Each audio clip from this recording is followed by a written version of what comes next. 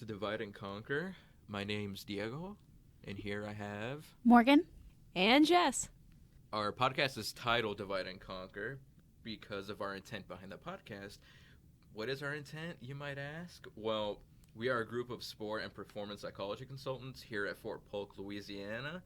And each episode, we pose a question or issue related to resilience and or performance enhancement that we as a group will conquer through our individual answers, but you'll find out quickly our perspectives and stances are often divided. Therefore, we hope you enjoy our takes on today's question, which is trash talking an opponent more about ruining your opponent's mental state or improving the trash talker's mental state? I have a question just to open that up. Sure. Are we talking about trash talkers in the sense of those that are maybe being silly with their trash talk or legitimate trash talk, or both? I would assume there is a very good reason to make a distinction between the two. Silly in terms of what? Could you give an example? So whenever I was in high school and I would play sports, and even in college I would play some intramurals, and if I knew people on the other team pretty well, we would trash talk, but in a way of we're being silly. And it's not meant to do anything besides just bantering versus trash talk that I've incurred that is what I would deem or define as like true trash talk. But to me, that's the silly banter trash talk. Yeah, I think that we can talk about both. I mean, I don't see a reason why not. Which one do you guys feel like talking about first? Let's talk the legit. Okay. The legit trash talking. Okay. I have a little bit of research I'd like to talk about. Diego. Dang. What? Looking up the you can go. Okay. This collection of studies done by the same authors. So apparently his name's Yip, his last name's Yip. He's basically the definitive voice on all things trash talk. That's what I found so far. Yip as in Y-I-P? Exactly. As in you get the yips? You know what I'm talking about? I do not. What is that? So in at least in golf it's a thing, and I think potentially Gymnastics, dancing, yeah, it's where baseball. something neurologically happens where you physically can't perform the movements. Putting is a perfect example in golf, where you get the yips. You literally can't putt.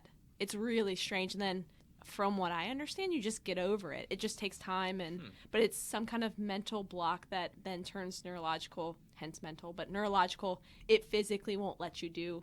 Yeah, your body forgets the movement that you were training to do. I wonder if it's named after him. Okay. That was a tangent. I'm curious. I was not aware of that. That's just like a weird coincidence. Okay, yeah. I guess. Or maybe it's not. I don't know. So the first two studies that were a part of this paper that I read looked at the performance outcome between two groups of athletes. So the first group of athletes were those who were trash talked. They were the receivers of the trash talk.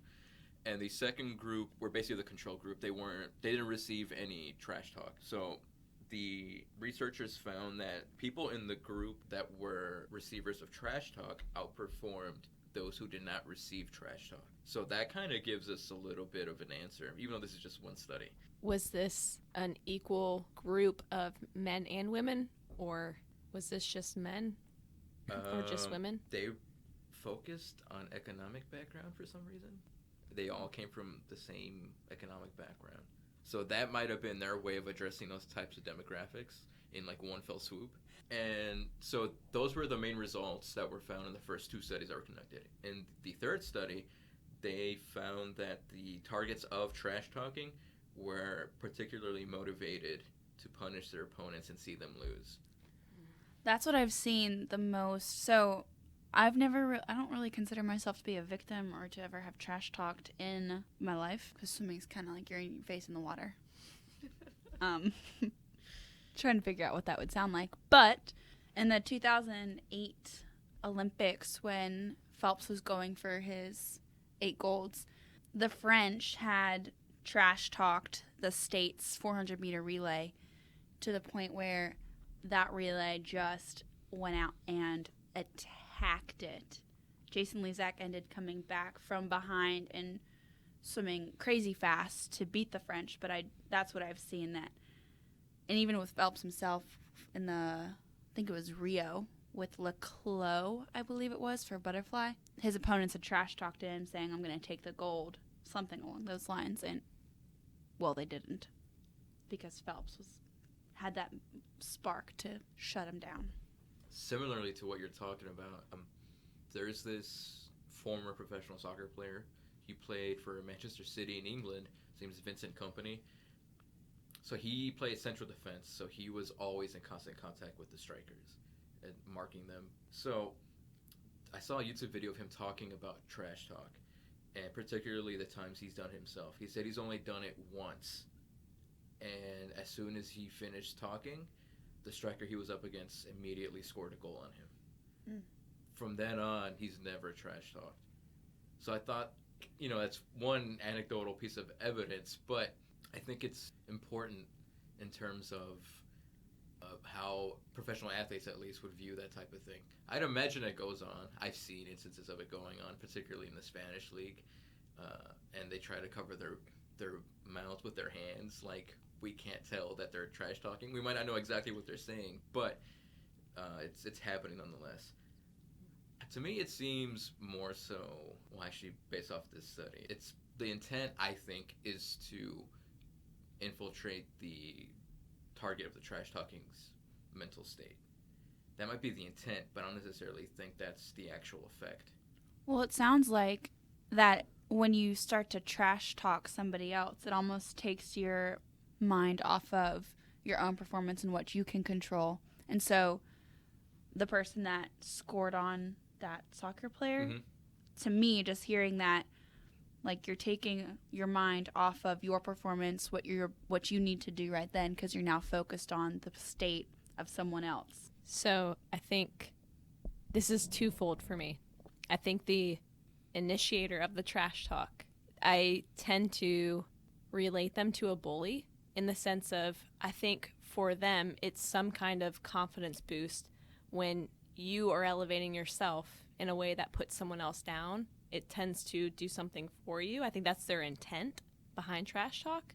However, so to your point, Diego, of it may in fact do the opposite, which elevates your opponent's play. And something that just literally triggered in my brain as we were talking was, if you've heard or read anything on motivation and the way that we speak to ourselves and what motivates us, when we speak in like a second person or third person, so Jess, you will do this. And if someone's providing that for you, right? So instead of the way that I talk to myself, if it's in that third person, but if someone's already doing that for me in the sense of they're going to fuel me in that way, it's like, well, thank you. I am now motivated. And that could have shown up in those performances that you're discussing in those research studies. And particularly, I think those effects you'd be able to see them more saliently, particularly in those individuals who are motivated by those types of statements. And I think that's something else to consider too. Like, sure, for whatever reason, it seems a lot of people are tough on themselves when it comes to sports performances and self-talk. If you're getting that type of motivation from an outside source, I mean, it makes sense that we get to see a lot of, at least anecdotal evidence of that backfiring on the trash talker. So moving on further into this study, the targets of trash talking were more likely to cheat in a competition than were the participants who did not receive the trash talking. They received neutral messages. So I'm the trash talker. Neutrally speak to you, Diego. Yeah. You are less likely to cheat than if I were to trash talk Jess. She would be more likely to cheat. Yes. Huh. That's interesting, isn't it? That's super interesting. That threw me for a curveball because now I'm thinking about if trash talking now is less about the process and learning and doing my best. It's now about the outcome at any cost because you've so made me enraged by the things that you're saying that I want to seek vengeance and potentially forego my own maybe values or morale in order to see this through because you have in fact gotten to me at my very core. I could be wrong about that, but that is super interesting. Even that reminds me of football players. Occasionally you'll see I know, like, Ndamukong Suh is a good example of how he's had multiple infractions over the years of stomping on people with his cleats. I think he's done different things with, like, I think helmets, and I don't want to speak out of turn because I don't want to, falsify his reputation, but he definitely has had infractions regarding illegal play in that way. And same thing with James Harrison from Pittsburgh, and he has been known to, like, lead with his helmet and different things, and a lot of that, I don't know if it's brought back to trash talking, but I know that they, in fact, at least when you watch any mic'd up, as far as if you hear football players talking in a live game, a lot of them are constantly saying something that is, in fact, derogatory or that would be considered trash talk. And then sometimes maybe the byproduct of that would be, I know I don't want to intentionally hurt my fellow colleagues, if you will, on the field. However, if you push me too far, then I resort to those things that I know potentially hurt those players. That's super interesting, though. Mm-hmm. Did they say exactly what they did as far as what the... In terms of the cheating? Correct. So it says here, we assessed cheating by measuring whether or not participants chose to report more correct answers on an anagram task sheet that they had to complete within an allotted amount of time. So I'm assuming the allotted time was probably in relation to when they received the trash talking. So it says across conditions, 29% of participants inflated their performance. And they also assessed the amount of cheating by measuring the number of anagrams that participants misreported completing correctly. So I'm not sure if it's a 100% transferable, particularly if the participants don't care about this anagram task sheet. They might just say this to get over with the study. But I think there are some implications that might need to be explored in a different study that more transferable, maybe on an actual sports team, in an actual field or arena type environment. I think that would be interesting to see, but I don't know how feasible that is. So I will say that whenever I did play any type of sport, those that did decide to trash talk me, I do remember feeling as if I wanted to, in fact, beat them more than other opponents, right? So in general, do I want to win? Of course, like this is what we practice for. This is what we've been developing over time, and as a team, that is our goal. However, if a team or a player is better than me on any given day, I'm in fact not terrible or not upset to lose. It is not terrible for me, in fact, to lose. I understand those things. But when it was someone that was trash talking heavily, man, did I want to win, because it ruined the fun competitive spirit. Like, you're turning it into something that didn't need to be, right? Like, you added this component that is no longer like fun and enjoyable. You are making it personal in a way that makes me, in fact, want to beat you more than another opponent. Which makes sense when we're thinking about, so someone trash talks you, you likely interpret it in a way that trespass, someone has violated my rights, slighted me in some way, so you would likely see something emotion-wise in the family of anger and react in a way that is in the family of aggression. So what we're talking about makes sense in terms of how we appraise a situation and then the emotion that we see responding, because we're interpreting situation as slighting us. Interesting. But also, with that last question, do you think trash talking betrays the integrity of sport? Wow. That's a great question.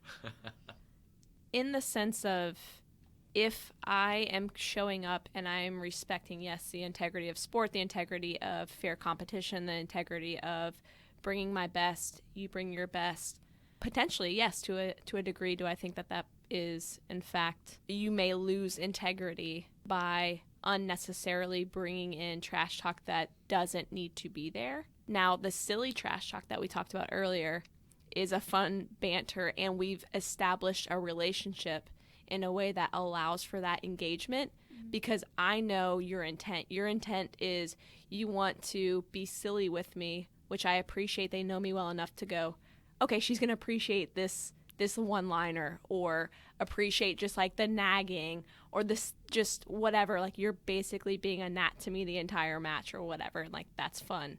But if you have not established a relationship and you come in and that is your first thing and that's your ammo, oh yeah, the integrity of gamemanship is somewhat lost. I do believe in that potentially. And maybe y'all have a different take on that, but I could see where, yes, there is some of that. And then it causes me to, I'm internalizing it in a way that, yes, I'm appraising this as it's a personal attack because you don't even know me.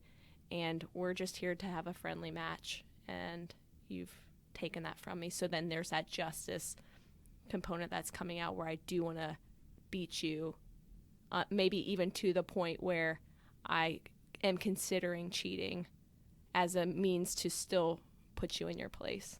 I'm inclined to agree with you. I think at some level of consciousness that is something I hold to, I guess, a decently high standard. I don't engage in trash talk. However, I can remember one time, particularly in high school. So I remember I had the ball in the midfield, and the star player, so to speak, of the other team came and tried to get the ball away from me, but he ended up just straight up shoving me. So naturally it's a foul, and the ref comes, blows a whistle, and then I get up like immediately because I've never been trained to like feign anything or like make the most out of a call like that. Besides that, you didn't learn the one rule of soccer, which is to dive and then be the best actor possible while you flop around on the ground. I missed that particular part of my training. Yeah, you missed the one practice where that's what they trained over and over again. Yeah. The player who fouled me came up to me. Basically, he's like, "You flop like a pancake," in more colorful language. And the whole time I'm thinking, I'm just like, is this guy insane? He was very clearly in the wrong. Like, I wasn't discouraged or anything. Like, I didn't really have any negative emotions, but it was just like the strangest, most absurd thing that happened to me. Because, like, no one had ever trash talked me in like a very aggressive manner. It's always been like what we discussed, more of like a silly, playful thing. Even though we didn't really establish a rapport, that was the only instance I can think of. I feel like I'm grateful to have been in a sport where you don't actually trash talk. It's all silly, all fun and games. If you did, it would mean that you're probably choking on water, which gargling, yeah, sounds you know, good. Trash talk underwater. Hold up signs. Just. So the last interesting point I want to talk about from the study was that the researchers found the targets of trash talking. So the researchers found that trash talking harms performance when the performance task involves creativity. So makes sense. This one wasn't done with sports, but it was with some type of performance, and I guess that's the best we'll get for this type of study. So the task that involved creativity was solving a problem. The task and the other group also received neutral messages as opposed to trash talking. So that's how they made a distinction between receiving trash talking and not receiving trash talking. Negative emotions. Yeah, that's exactly where my mind went. To me, that points to when we experience those negative emotions. So if I'm, like what Morgan talked about earlier, of if I'm appraising a situation and to me it's something that causes me to experience negative emotions, then yes, my creativity narrows and I'm unable to think as broadly, as clearly, as creatively, and that may in turn then affect how I then behave. The whole negative emotion, that completely makes sense, of shutting down and not allowing for creativity to happen. So potentially then that could skew what we even said earlier. So maybe for a sport or a performance that requires that creativity, then trash talk would in fact be a deterrent for the one receiving the trash talking. So it actually would impede on their performance rather than what we just talked about earlier, which in fact helped motivate the one receiving the trash talk. This, in fact, if the task is demanding creativity, then in fact trash talk could not be helpful for them. Overall, I think the neat part with the trash talking, based on what you said, Diego, about your experience with trash talking, and then what we've been talking about with the appraisal, the interpretation of trash talking, is that you get to control the response.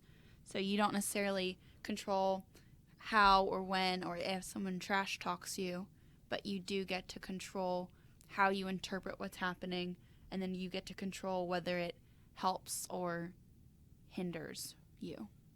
Then Morgan, if that's the case, how would you quickly respond if let's go with your creative task. It's a creative task. Someone trash talks you. You know that could impede on you being creative. How do you quickly get out of that headspace and that mind space to get back to the task at hand? I think I would lean on understanding negative emotion and its impact on creativity, that I would need to create some positive emotion. So whether it's peace, relief, happiness, gratitude, joy, laugh, like anything on that family, like do something in my mind, either twist around what they're saying to me, have something in my back pocket that I know always makes me smile a little bit. Just always have that kind of in my back pocket, and understanding that, hey, if I need to get out of negative emotion, whatever that emotion might be, then I can have those memories or that thought process to drive something that's positive. Or a cue to take your attention off of the individual who's trash talking you to direct it back to your task. Diego, any thoughts? What's helped me in the past, every single time I just think of how absurd the notion of trash talking is. Like, to me, it's pretty absurd, and that always makes me laugh. So I kind of just laugh. Like, I laugh at everything. When you said the guy told you flop like a pancake, in my head I'm like literally seeing a pancake like flop on the grass. No lie, I imagine that too. Or just tell him, you're right. Like, yeah, totally. If I imagine that, and it actually, you're like, it's kind of true. You're right. You're not wrong. So then even, would you potentially respond sarcastically? Would that be, I know someone's out there thinking it. Well, if someone trash talks me, like, I'm going to be wise and crack something right back to, not allow it to even get into my brain. So if you're that type of person where you like to come, like, wit for wit, tat for tat, would you endorse that, Diego, of just kind of like the pancake thing of just, I'm going to respond with something quick and then be done with it? I wouldn't endorse that. I feel like for some people, they might trying to respond in a way that is either equally or wittier than what they received. That probably would take their mind off too much from their performance, and they'd focus way more on not only what the trash talk was, but on the other person. Ultimately, I think it's just taking more away from their game than actually providing some type of benefit. And then later, they can ruminate about the situation and come up with 12 different options 12 hours later. Should have said that. Dang it. Is that what you would have done? That happens to me all the time. All the time. From experience. Yes. Did we get to talk about everything we wanted to? Yeah. Okay. So, thank you everybody for listening to this week's episode. You can find us on Facebook at R2 Performance Center, Fort Polk. And we are a part of the Army Resilience Directorate, and you can find them on Facebook and Twitter at Army Resilience. So until next week, have a good one.